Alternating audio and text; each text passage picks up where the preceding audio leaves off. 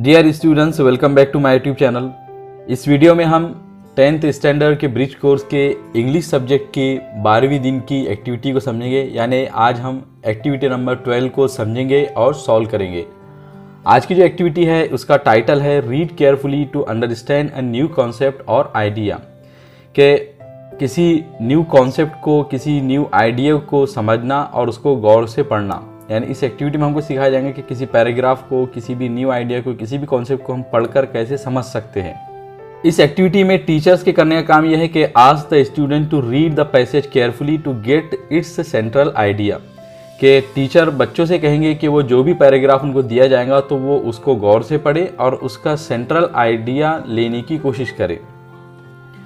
और स्टूडेंट का ये काम होगा कि read the given passage carefully and right it's central idea in a sentence. कि जो भी पैसेज उनको दिया जाएगा, स्टूडेंट को दिया जाएगा, तो वो उसको गौर से पढ़ेंगे और उसके बाद उसका सेंट्रल आइडिया उसको लेने की कोशिश करेंगे। यानी आज की जो एक्टिविटी है उसमें हम ये सीखेंगे कि कैसे किसी पैराग्राफ को, किसी ऐसे को, किसी शॉर्ट स्टोरी को, किसी भी चीज़ को हम पढ़कर उसमें मेन जो चीज़ क्या बताई जा रही है, उसका सेंट्रल आइडिया क्या बताया जा रहा है, तो ये हम समझने की कोशिश करेंगे।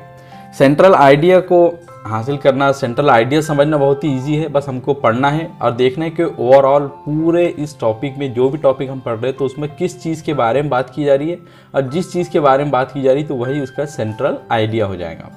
आगे हम जो दूसरे पैराग्राफ्स है जो भी हमको दिए जाएंगे तो उसके ज़रिए हमको समझ में आएंगे कि कैसे सेंट्रल आइडिया हम देख सकते, ले सकते हैं। तो आज के जो लेसन की पहली एक्टिविटी है वो है लर्निंग एक्टिविटी, और इसमें हमसे कहा जा रहा है कि read the given passage carefully and right it's central idea in a sentence. कि नीचे आई हुई जो पैसेज है, नीचे आए हुए जो पैसेज है तो उसको गौर से पढ़िए और उसका सेंट्रल आइडिया लेने की कोशिश कीजिए। उसका सेंट्रल आइडिया लिखिए एक ही सेंटेंस में। तो पैराग्राफ कुछ इस तरह के forgiveness is a choice one makes over and over again. कि फॉरगिवनेस, माफ़ कर देना, एक ऐसी चॉइस है जिसको कि कोई ना कोई, हर कोई कॉन्शियस होकर सोच समझ कर करता है, अगेन और अगेन, हमेशा बार बार करते रहता है। यानी माफ़ कर देना हमारी चॉइस होती है। अगर कोई हमारे साथ में कोई बुरा करे तो हम उसको माफ़ करें ना करें, ये हमारी चॉइस होती है। और हर एक को ये डिसीजन लेके इसको करना होता है कि किसी को माफ़ करना है या नहीं करना है।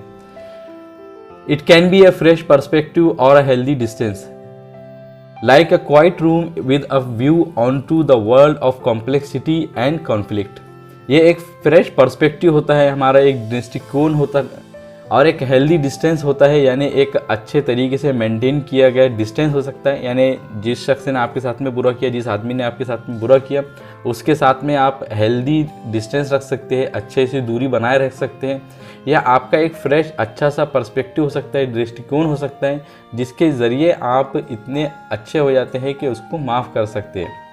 और जब आप किसी को माफ़ करेंगे, किसी को फॉरगिव कर देंगे, तो आप ऐसे होंगे जैसे कि आप किसी खामोश रूम में बैठे हो जिसका के व्यू एक कॉन्फ्लिक्ट और कॉम्प्लेक्सिटी वाली दुनिया में खुलता हो। यानी आप एक खामोश रूम में बैठे हो और जिसकी खिड़की हो, और उस खिड़की से आप बाहर देखें तो पूरी दुनिया की परेशानियां और दुनिया में जितनी पेचीदगी आपको उस रूम से दिखे।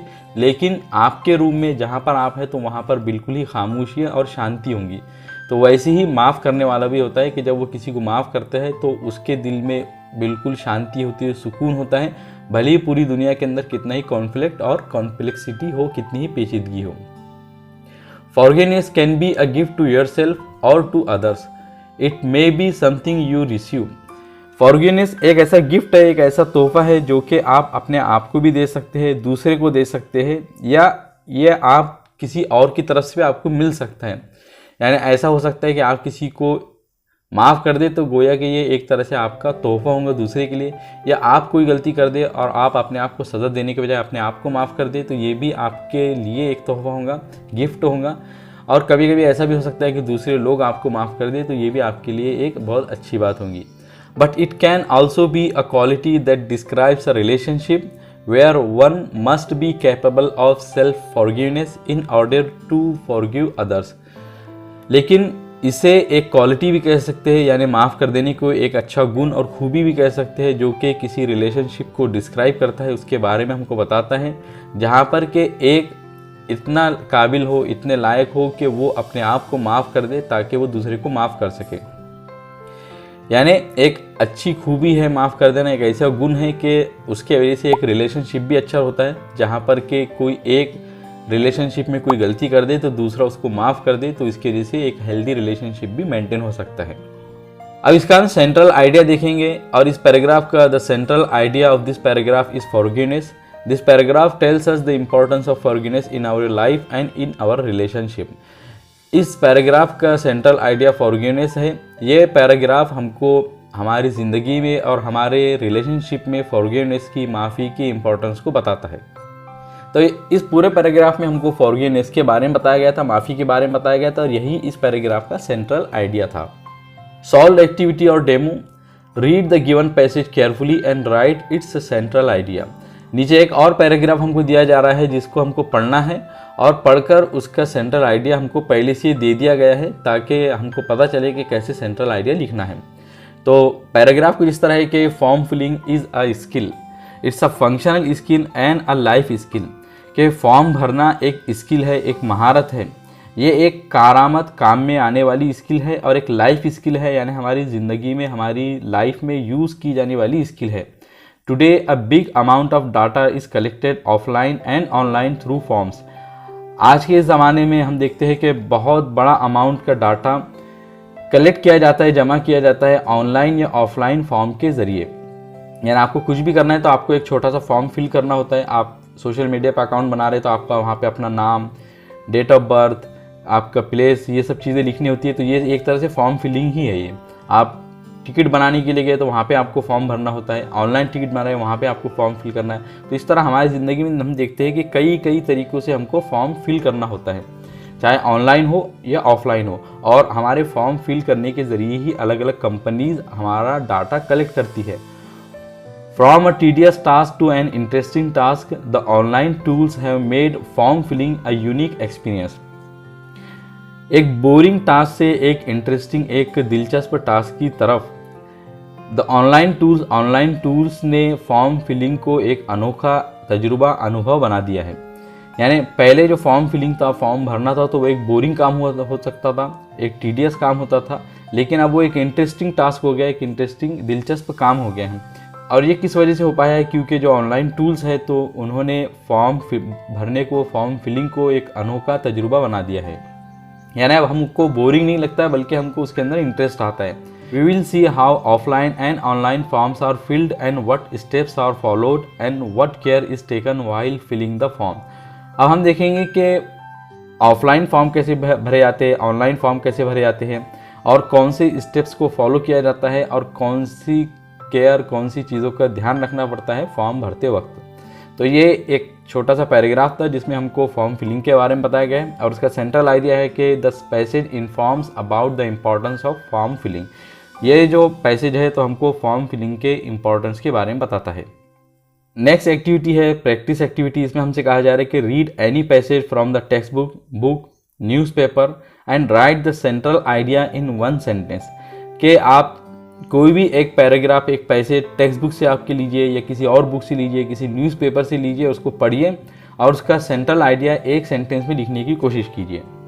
यहाँ पे जो पैराग्राफ है वो कुछ इस तरह है कि अ fit body is one that is disease free and active. कि एक फिट बॉडी वो बॉडी होती है जो कि बीमारियों से आज़ाद हो, बीमारी मुक्त हो और एक्टिव हो और उसके अंदर मतलब चाक चौबंद हो, एक्टिवली काम कर सकती हो। There are several ways by which one can acquire fitness like running, swimming, exercising, doing yoga, maintaining disciplined lifestyle, cleanliness and healthy diet, etc. बहुत सारे तरीके हैं जिसके ज़रिए हम फिटनेस को एक्वायर कर सकते हैं, फिटनेस ले सकते हैं, हासिल कर सकते हैं, जैसे कि भागना, स्विमिंग करना, तैरना, एक्सरसाइज करना, योगा करना, मेंटेनिंग अ डिसिप्लिन लाइफ, एक डिसिप्लिन लाइफ को मेंटेन करना, सफाई रखना, हेल्दी डाइट खाना, सेहत वाली खाने खाना। तो इस तरह बहुत सारी चीज़ें जिसके ज़रिए हमारी फिटनेस हम हासिल कर सकते हैं। Health is such a luxury that not everyone is granted easily. Health, सेहत एक ऐसी लग्जरी है, एक ऐसा आराम है जो कि हर एक को नहीं मिलता है। Being unhealthy will automatically drain your money for paying the doctors, buying medicine and paying for hospital bills etcetera. जब आप अनहेल्दी होते हैं तो उसके वजह से आपके ऑटोमेटिकली पैसे खुद ही नीचे आपके चले जाते हैं, निचोड़े जाते हैं, पूरे पैसे आपके चले जाते हैं। कैसे? तो डॉक्टरों को देकर, मेडिसिन खरीद कर, दवाइयाँ खरीद कर या हॉस्पिटल के बिल देकर। Therefore if you have a good health then you can earn your riches. तो इसका मतलब यह है कि अगर आपके पास अच्छी सेहत है तो आप ऑलरेडी अपनी माल और दौलत कमा रहे हैं। अभी हमने ये जो पैराग्राफ पढ़ा है तो उसका जो सेंट्रल आइडिया है वो कुछ इस तरह है कि the passage is about the importance of health and how to maintain a good healthy lifestyle. ये पैसेज हेल्थ की इम्पोर्टेंस के बारे में है और हमको बताता है कि कैसे हम हेल्दी अच्छी लाइफ स्टाइल को मेंटेन कर सकते हैं। आज की जो अगली एक्टिविटी है वो है extension activity, parallel activity, reinforcement. इसमें हमसे कहा जा रहा है कि read the given passage carefully and right it's central idea in a sentence. के नीचे आए हुए जो पैराग्राफ है तो उसको आप गौर से पढ़िए और उसका सेंट्रल आइडिया एक सेंटेंस में लिखने की कोशिश कीजिए। तो पैराग्राफ कुछ इस तरह है कि motivation is the process that initiates, guides and maintains goal oriented behaviour.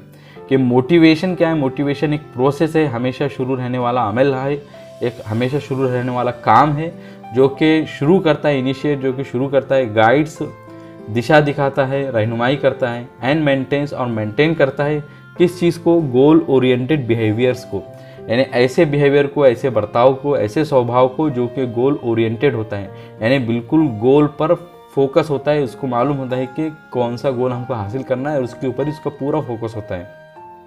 यानी किसी आदमी में अगर मोटिवेशन होगा तो उसका जो भी गोल होगा तो वो उसका पूरा फोकस उसी पर होगा और इसी को हम मोटिवेशन कहते हैं। Motivation involves the biological, emotional, social and cognitive forces that activate behaviour.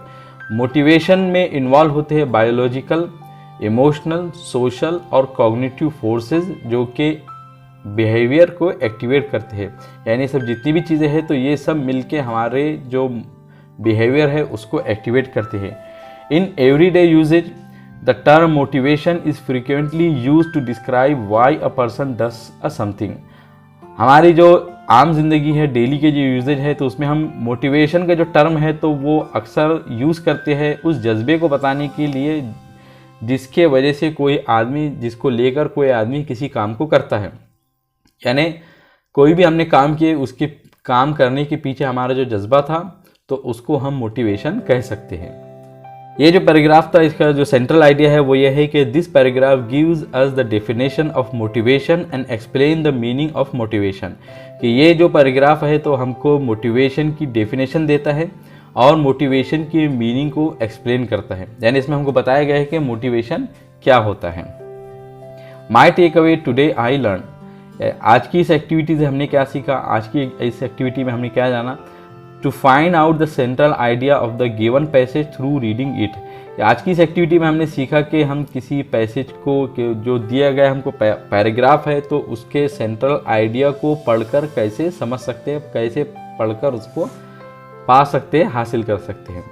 तो आज की एक्टिविटी में हमने बस यही सीखा कि आपको कोई भी पैराग्राफ, पैसेज, स्टोरी, जो भी चीज़ आपको दी जाए तो उसको पढ़कर आप ये देख सकते हैं कि उसके अंदर ओवरऑल किस चीज़ के बारे में बात की जा रही है और जिस चीज़ के बारे में उसमें बात की जा रही है तो वही उस पैराग्राफ का, पैसेज का सेंट्रल आइडिया है।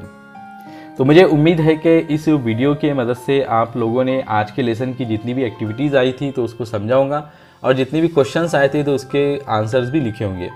अगर फिर भी आप लोगों का कोई डाउट या क्वेश्चन हो तो कमेंट सेक्शन में ज़रूर पूछिए। वीडियो पसंद आया तो उसे ज़रूर लाइक कीजिए, अपने फ्रेंड्स और क्लासमेट्स के साथ में शेयर कीजिए और इसी तरह की इन्फॉर्मेटिव और एजुकेशनल वीडियोस के लिए मेरे चैनल को ज़रूर सब्सक्राइब कीजिए।